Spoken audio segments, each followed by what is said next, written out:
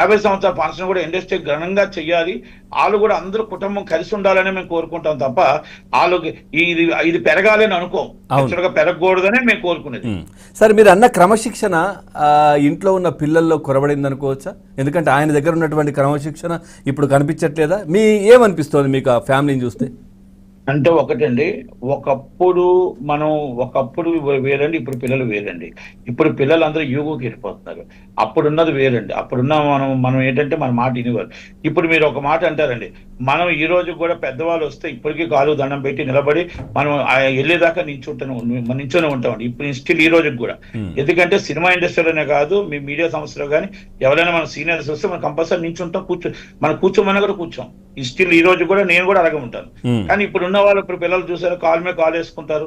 ఒక కొత్తగా వచ్చిన హీరోలు కూడా కాల్ మీద కాల్ వేసుకొని వాళ్ళు ఎవరో వచ్చినా కూడా హాయ్ అంటారు. అంటే అది నమస్కారం కూడా పెట్టరండి, హాయ్ అంటారు. అంటే ఇప్పుడున్న కొంతమంది పిల్లలు అలా తయారయ్యారు. అంటే అది పెంపకం కోసం అనకూడదండి. మనం 100% ఇప్పుడున్న జనరేషన్ అలాంటిది. కనుక దాంట్లో పెంపకం కొరవైంది అని అంటే లేదండి. క్రమశిక్షణతోనే మనోజ్ గారు పెరిగారు, క్రమశిక్షణతోనే విష్ణు గారు కానీ, మంచు లక్ష్మి గారు కానీ అందరూ క్రమశిక్షణతోనే ఉన్నారు.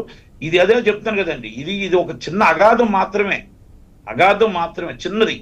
అది కూడా సమిష్టి పోయి నాకు తెలిసి రేపో ఎల్లుండో ప్రెస్ మీట్ పెడతారని నేను అనుకుంటున్నాను. అంటే మీరు ఈ మధ్యకాలంలో మాట్లాడిన సందర్భం ఏమైనా ఉందా సార్? కలిసిన సందర్భం మోహన్ బాబు గారిని? ఈ మధ్యకాలంలో నేను విష్ణుబాబుతో మాట్లాడానండి. ఈ మధ్యకాలంలో ఎలక్షన్ లోనే మోహన్ బాబు గారు రాలేదు, విష్ణుబాబు గారితో మాట్లాడాను. మామూలుగా నాన్నగారు ఎలాగున్నారు అని మనోజ్ బాబుతో మాట్లాడాను, విష్ణుబాబుతో మాట్లాడాను నేను ఈ మధ్యకాలంలో. అంతేగాని మోహన్ బాబు గారితో కూడా అడిగాను, అన్న రాలేదంటే లేదు